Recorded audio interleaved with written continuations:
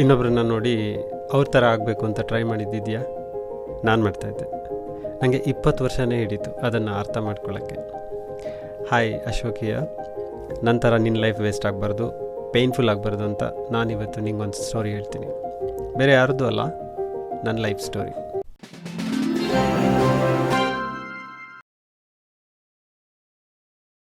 ಸಣ್ಣವನಿದ್ದಾಗ ತುಂಬ ಕ್ಯೂರಿಯಸ್ಸು, ಎಲ್ಲರನ್ನೂ ನೋಡ್ತಾ ಇರ್ತಿದ್ದೆ. ನನಗೆ ನನ್ನ ಬಗ್ಗೆ ಗೊತ್ತಿರಲಿಲ್ಲ. ನನಗೆ ದೊಡ್ಡವನಾಗಿ ಏನಾಗಬೇಕು ಅಂತಲೂ ಗೊತ್ತಿರಲಿಲ್ಲ. ಸಣ್ಣ ಹಳ್ಳೀಲಿ ಬೇರೆ ಇದ್ದೆ. ಯಾರೋ ಸ್ಕೂಲ್ ಟಾಪರ್ನ ನೋಡಿ ಅವನ ಥರ ಓದಬೇಕು ಅಂತ ಅನ್ಕೊತಾ ಇದ್ದೆ. ಯಾರೋ ಚೆನ್ನಾಗಿ ಡ್ರಾಯಿಂಗ್ ಮಾಡೋವನ್ನ ನೋಡಿ ಅವನ ಥರ ನಾನು ಡ್ರಾಯಿಂಗ್ ಮಾಡಬೇಕು ಅಂತ ಅನಿಸ್ತಾಯಿತ್ತು. ಯಾರೋ ಸ್ಟೇಜ್ನಲ್ಲಿ ಚೆನ್ನಾಗಿ ಮಾತಾಡೋವನ್ನ ನೋಡಿ ಅವನ ಥರ ನಾನು ಸ್ಟೇಜಿಗೆ ಹೋಗಬೇಕು ಅಂತ ಡ್ರೀಮ್ ಮಾಡ್ತಾಯಿದ್ದೆ. ಇನ್ನು ಸೈನ್ಸ್ ಎಕ್ಸಿಬಿಷನ್ ಬಂದರೆ ಅವ್ರು ಮಾಡಿದ ಪ್ರಾಜೆಕ್ಟ್ ನೋಡಿ ಅವ್ರ ಥರ ನಾನು ಒಂದು ಪ್ರಾಜೆಕ್ಟ್ ಮಾಡಬೇಕು ಅಂತ ಅನಿಸ್ತಾಯಿತ್ತು. 10ನೇ ಕ್ಲಾಸ್ ಎಷ್ಟು ಬೇಗ ಮುಗೀತು ಅಂತ ನಂಗೆ ಗೊತ್ತಾಗಲಿಲ್ಲ.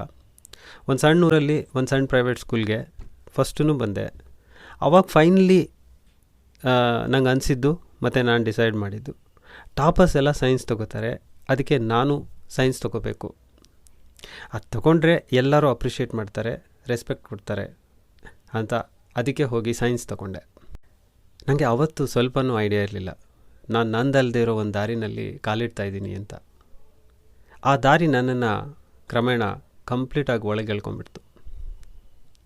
PUCನಲ್ಲಿ ಫಸ್ಟ್ ಕ್ಲಾಸ್ ಮಾಡೋಕ್ಕೂ ಸ್ಟ್ರಗಲ್ ಮಾಡಿದೆ. ಆಮೇಲೆ ನನಗಿದ್ದಿದ್ದು ಒಂದೇ ಆಪ್ಷನ್ನು, ಇಂಜಿನಿಯರಿಂಗು. ಯಾಕಂದರೆ ನಾರ್ಮಲ್ ಡಿಗ್ರಿ ಮಾಡಿದ್ರೆ ಮರ್ಯಾದೆ ಹೋಗುತ್ತೆ ಅನ್ನೋ ಭಯ, ನಾಚಿಕೆ. ಇಂಜಿನಿಯರಿಂಗು ಒಂದು ದೊಡ್ಡ ಟಾರ್ಚರ್ ಆಯಿತು.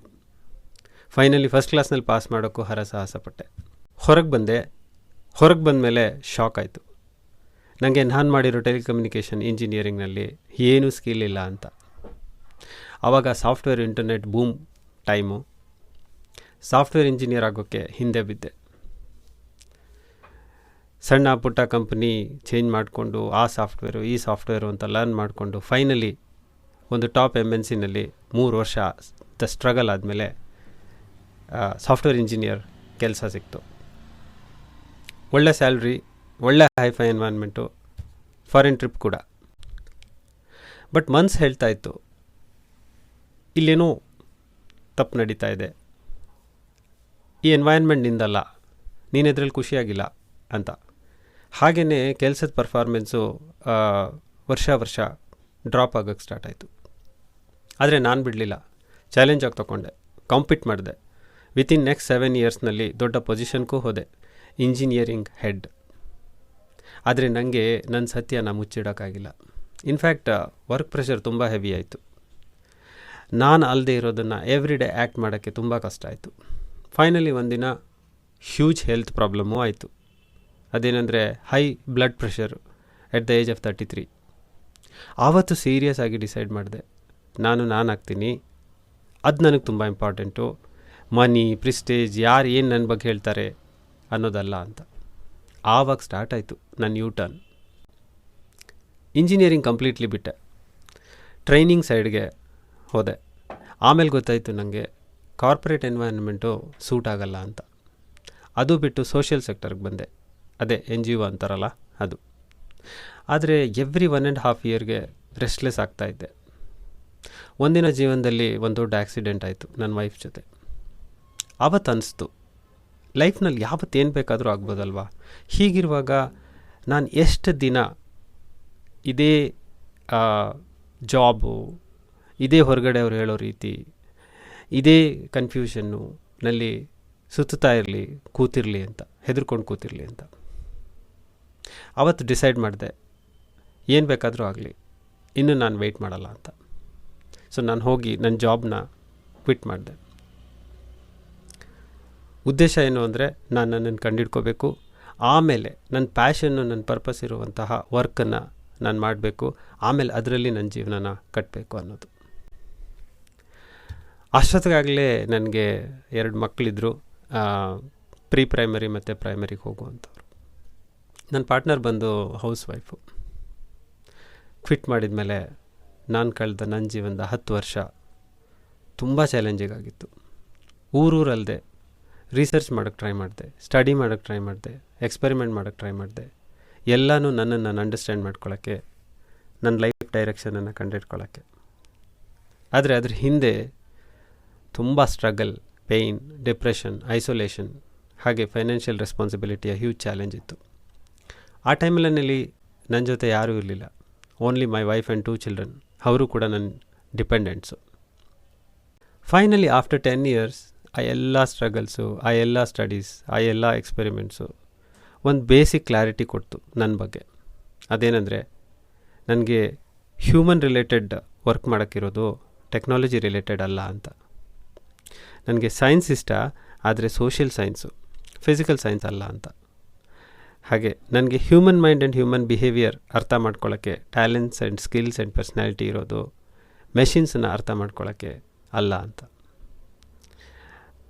ಹಾಗೆ ನಾನು ಒಂದು ಹ್ಯೂಮ್ಯಾನಿಟಿಗೆ, ಫೀಲಿಂಗ್ಸ್ಗೆ ಬೆಲೆ ಕೊಡೋ ಮನುಷ್ಯ, ದುಡ್ಡಿಗೆ, ಸ್ಟೇಟಸ್ಗೆ ಅಲ್ಲ ಅಂತ. ಕೊನೆಯದಾಗಿ ನನಗೆ ಫ್ರೀಡಮ್ಮು, ಜಾಯ್ ಮತ್ತು ಪೀಸ್ ತುಂಬ ಇಂಪಾರ್ಟೆಂಟು ನನ್ನ ಲೈಫ್ನಲ್ಲಿ. ಮನಿ ಮತ್ತು ಸೋಷಿಯಲ್ ಸ್ಟೇಟಸ್ ಅಥವಾ ರೆಸ್ಪೆಕ್ಟ್ ಅಲ್ಲ ಅಂತ. ಆವಾಗ ನಾನು ನನ್ನ ರಿಯಲ್ ಲೈಫ್ ಸ್ಟಾರ್ಟ್ ಮಾಡಿದೆ. ನಾನದೇ. ಅದೇನೆಂದರೆ, ಈ ಹ್ಯೂಮನ್ ಮೈಂಡಿನ ಚಾಲೆಂಜಸ್ ಮೇಲೆ ಸ್ಟಡಿ ಮಾಡೋದು, ಹಾಗೆ ಅದಕ್ಕೆ ಸೊಲ್ಯೂಷನ್ಸನ್ನು ಕಂಡುಹಿಡಿಯೋದು, ಆಮೇಲೆ ಅದನ್ನು ಯೂಸ್ ಮಾಡಿ ನಂತರ ಸ್ಟ್ರಗಲ್ ಮಾಡ್ತಾಯಿರೋ ಸ್ಟೂಡೆಂಟ್ಸು, ಪ್ರೊಫೆಷ್ನಲ್ಸು, ಅವ್ರಿಗೆ ಲೈಫ್, ಕರಿಯರ್ ಮತ್ತು ಎಜುಕೇಷನ್ನ ಡೈರೆಕ್ಷನ್ನಲ್ಲಿ ಕ್ಲಾರಿಟಿ ತರೋಕ್ಕೆ ಹೆಲ್ಪ್ ಮಾಡೋದು. ಮೂಲ ಉದ್ದೇಶ ನಂತರ ಯಾರಿಗೂ ಆಗಬಾರ್ದು ಅನ್ನೋದು. ನಿನಗೆ ನನ್ನ ಮೆಸೇಜ್ ಒಂದೇ: please don't become someone else.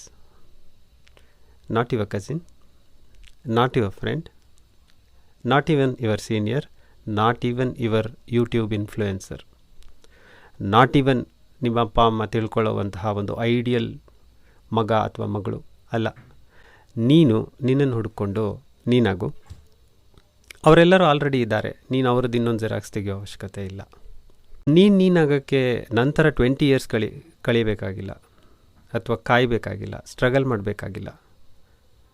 ನೀನು ಇವತ್ತೇ ಸ್ಟಾರ್ಟ್ ಮಾಡ್ಬೋದು. ನೀನು ಕೇಳ್ಕೊ, ನಿನಗೇನಿಷ್ಟ, ನಿನ್ನ ಸ್ಟ್ರೆಂತ್ಸ್ ಏನು, ನಾನು ಯಾವ ಥರ ಪರ್ಸನ್ ಆಗಿ ಡೆವಲಪ್ ಆಗಿದ್ದೀನಿ, ಹಾಗೆ ನನಗೆ ಲೈಫ್ನಲ್ಲಿ ಏನು ಇಂಪಾರ್ಟೆಂಟು ಅಂತ. ಅಲ್ಲಿಂದ ಶುರುವಾಗುತ್ತೆ ನೋಡು ನಿನ್ನ ಕ್ಲಾರಿಟಿ ಜರ್ನಿ. ಆಲ್ವೇಸ್ ನೆನ್ಪಿಟ್ಕೋ, ನೀನಿವಾಗ ಕನ್ಫ್ಯೂಷನಲ್ಲಿದ್ದರೆ ಏನೂ ಪ್ರಾಬ್ಲಮ್ ಇಲ್ಲ. Confusion is not the problem, copying is the problem. ಇದೇ ಮೇನ್ ರೀಸನ್ ನಾನು my future, my confusion series high school ಮತ್ತು PU ಸ್ಟೂಡೆಂಟ್ಸ್ಗೆ ಸ್ಟಾರ್ಟ್ ಮಾಡೋಕ್ಕೆ. ಒಂದು ಫೈನಲ್ ರಿಮೈಂಡರ್ ನೆನ್ಪಿಟ್ಕೋ: don't become everyone else, become yourself. Start today. My future, my confusion ನೋಡ್ತಾ ಇರು. ನನ್ನ ಕತೆ ಕೇಳಿ ನಿನಗೆ ನಿನ್ನ ಜೀವನದ ಬಗ್ಗೆ ಏನಾದರೂ ಅನಿಸಿದರೆ ಕಮೆಂಟ್ ಬಾಕ್ಸ್ನಲ್ಲಿ ತಿಳಿಸು. ಮುಂದಿನ ವಿಡಿಯೋದಲ್ಲಿ ಮತ್ತೆ ಸಿಗೋಣ. ಅಲ್ಲಿವರೆಗೆ ಟೇಕ್ ಕೇರ್. ಬಾಯ್.